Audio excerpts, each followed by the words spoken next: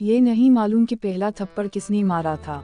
ये भी नहीं मालूम कि किसके जहरीले लफ्ज़ सबसे पहले वजूद को चीरते हुए गुजरे थे, मगर ये मालूम है कि इस बच्चे के लिए इससे बढ़कर कोई तकलीफ नहीं थी कि इसकी इस तरह तजलील की जाती। सरे बाजार इस पे चोरी का इल्ज़ाम लगाया जाता। इसे किसी ने एक दुकान से निकलता देखा था जहां दुकानदार मौजूद नहीं था और इसके हाथ में एक परफ्यूम और घड़ी थे। किसी ने इससे वजाहत नहीं मांगी, इसे सफाई का मौका नहीं दिया, बस इस पे चोरी का इल्ज़ाम लगाकर सबने इसे पकड़ लिया था। और फिर इसे पकड़ते ही सबको अपनी अपनी दुकान से गम हुई पुरानी चीज़ें भी याद आने लगीं। फिर कोई सबूत ढूंढे बगैर सब अपनी अपनी दुकान से गम हुई चीज़ों की चोरी का इल्ज़ाम इस पे लगाते गए। क्योंकि इल्ज़ाम लगाना कौन सा मुश्किल है, मुश्किल तो इल्ज़ाम को साबित करना होता है, मगर हमारे यहाँ तो बस इल्ज़ाम लगाना ही काफ़ी होता है, साबित करने की तो ज़रूरत ही नहीं होती। सब जवानों बूढ़ों ने भरे बाजार में इस बच्चे पे की जाने वाली मारपीट में बढ़ चढ़ कर हिस्सा लिया। पुलिस को बुलाया गया। इस छोटे बच्चे को किसी आदि मुजरिम की तरह थाने ले जाया गया। इसका गरीबन किसी के हाथ में था तो कमीज का पल्लू किसी के हाथ में। सब लोग इस पे थो थो कर रहे थे। बढ़ते इल्जामात के साथ तजलील भी बढ़ती जा रही थी, लेकिन किसी को परवाह नहीं थी कि इस बच्चे पे क्या गुजर रही है या इस बच्चे की आने वाली जिंदगी पे ये सारा मंजर कितना असरअंदाज होगा। सब लोग बस तमाशे का हिस्सा बने इस तमाशे में बढ़ चढ़ कर हिस्सा ले रहे थे। बच्चे का बाप थाने आया तो एक एक इल्जाम लगाने वाले को इसके हर नुकसान का इजाला करने का वादा करता गया।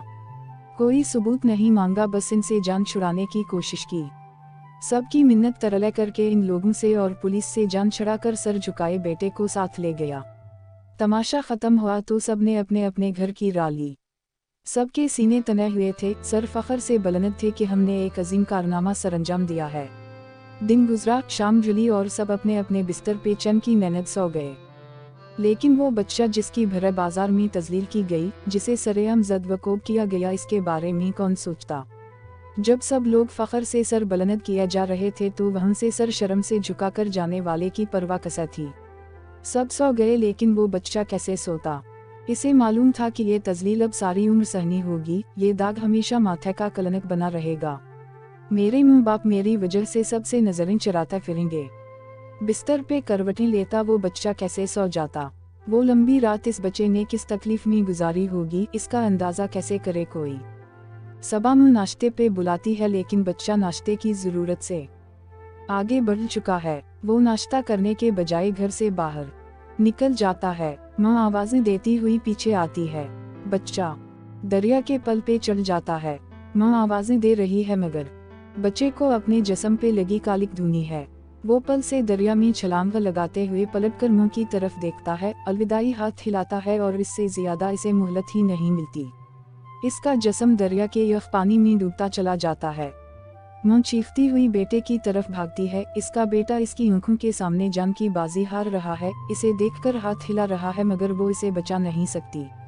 इसके बेटे तक पहुंचने से पहले ही दरिया की तेज मौजें बच्चे के जिस्म को कहीं से कहीं पहुंचा देती हैं। सब बच्चे के बेजान लाशा को ढूंढने में मगन हैं और किसी को खबर नहीं कि बच्चे के तकिए के नीचे अपनी बहन के नाम एक छोटा सा पैगाम दर्ज है। Sorry my sister, I love you. ये कोई फर्जी किस्सा नहीं, कोई अफसाना नहीं। चंद दिन पहले पेश आने वाला एक सच्चा वाकया है। बच्चे का नाम तनवीर ज़िया था। बच्चे का बाप इन सब दुकानदारों के खिलाफ मुकदमा दर्ज करवा चुका है जो चोरी का इल्ज़ाम लगाने में पेश थे।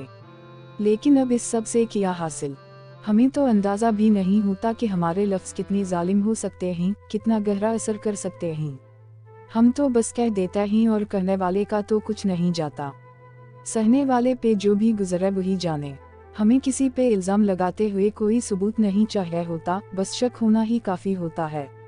हमें किसी की तजलील करने से कोई फ़र्क नहीं पड़ता, हमें तो बस अपना शिमला बुलंद रखना है। आपको अगर ये कहानी अच्छी लगी है तो इस वीडियो को लाइक किया जाए और इस तरह की मज़ीद कहानियाँ सुनने के लिए हमारी चैनल को ज़रूर सब्सक्राइब किया जाए। कहानी सुनने का शुक्रिया। मिलते हैं अगली वीडियो में, तब तक के लिए अल्लाह हाफिज़।